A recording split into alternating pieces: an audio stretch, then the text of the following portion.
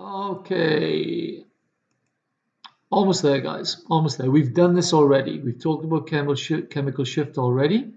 There is just a reminder. You will see that a hydrogen, which is attached to a carbon, which is attached to an oxygen, will be shifted quite far downfield. I mean, if the hydrogen is attached to the oxygen itself, it'll be even further downfield. As we saw with the carboxylic acid, it was right down here somewhere. Okay.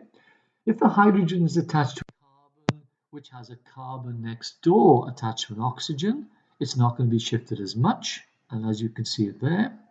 And if it's not attached to anything electronegative at all, it's going to be hardly shifted at all. 1 part per million difference between it and the chosen reference signal. What was that? What's the chosen reference signal? TMS, tetramethylsilane. Excellent. Okay, activity. Let's see if we can identify. All right, so the hydrogen there, I've just told you the answer. I didn't know that was coming. It's attached to an oxygen and a carbon double bond O right next door as well. It is shifted probably as much as any hydrogen could ever be shifted. Okay, which one are we looking at here? Now, these hydrogens are further away from the oxygen, and therefore, peak B. These hydrogens are attached to a carbon where there's a chlorine, so therefore they will be less protected. Peak A. This hydrogen is next to a carbon with an oxygen, therefore the oxygen will draw the electrons away from it. It will be less well protected, and therefore it will have less magnetic field required. Okay, so we're identifying the hydrogen there, which of course, yeah, again, what they're doing is basically what I don't want you to do.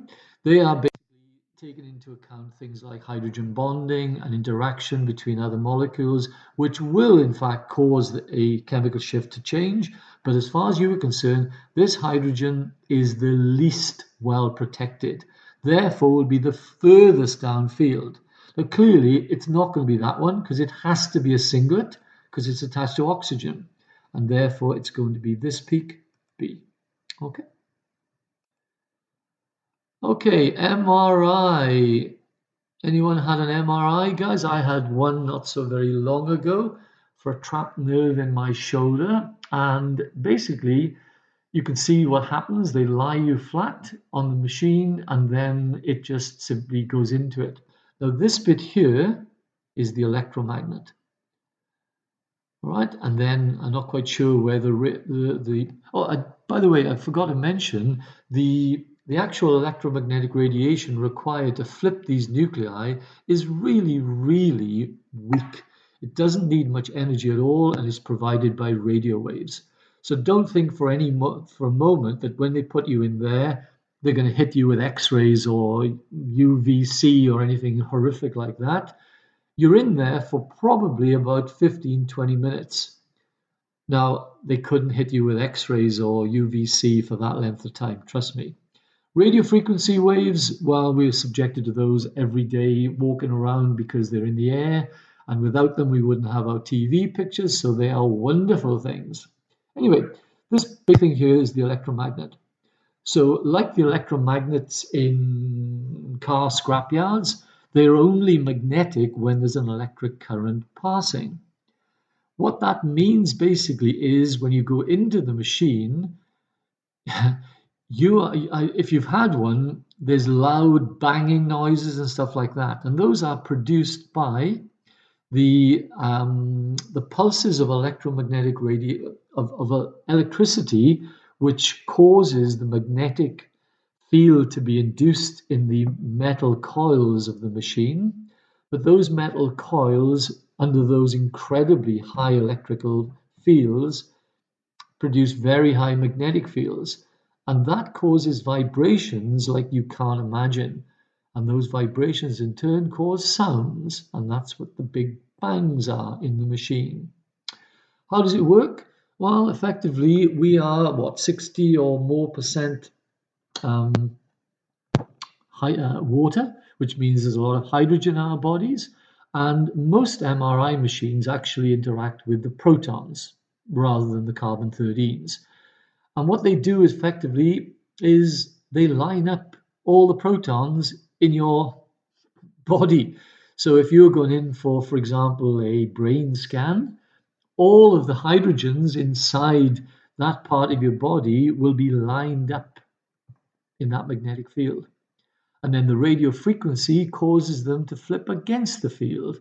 And then, of course, when they resonate back and forth, that's what they're measuring. And that allows them to see detail of soft tissue inside your body. And that's your MRI scan. Okay, let's move on. Let's have a look. Do we know these keywords? NMR spectroscopy. Okay, let's have a look.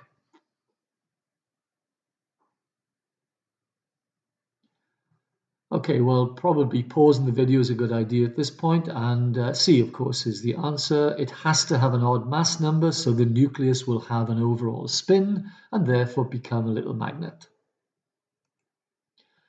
TMS is...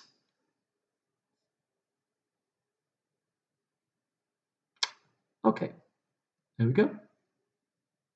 Read this at your leisure. Chemical shift. Chemical environment. Integration. This is when you got those numbers, remember?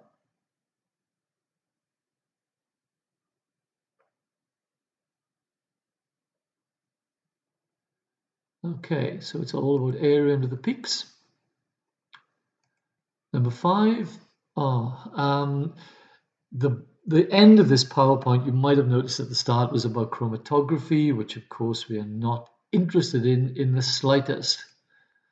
Okay, I think this will be the end now. We'll answer whatever questions are on NMR, and if there's chromatography questions, we will simply ignore them. Okay.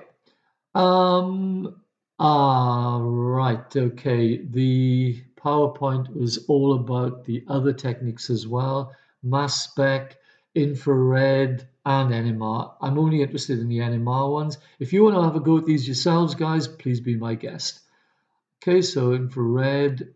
Chemical shift. Okay, so what's the chemical shift of TMS? And of course, it is 0. Which of the following solvents could you use for proton NMR? Well, you don't want any hydrogens, so we're going to use that one. Yep, this one's good as well. Proton NMR. How many peaks for this particular molecule? Proton NMR now, guys. Proton NMR. Hydrogens. Hopefully you said 5. Okay, number 6.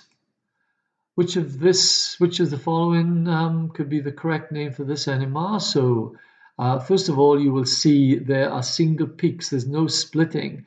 Therefore, it's not likely to be an NMR spectrum. Okay, not impossible, but not likely. 2 peaks. Okay, 2 peaks. Now, if you remember your structures, propan 1-ol would have 3 different carbons, 3 different carbon environments, but propan 2-ol only 2. Okay, there's propan 2-ol in case you'd forgotten what it looked like. What would you get there for those red peaks? Doublet? Oh, lots of NMR questions. Okay, now then, whoa, look at this one. Now you probably would have to draw these structures out in order to answer this question. There are 4 different chemical environments.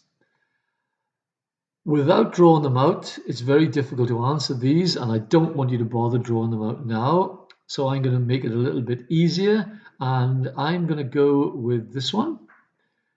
And if you can't see why that is, draw it out. And this is chromatography, and that's the end of the PowerPoint. Thank you, guys. We are done.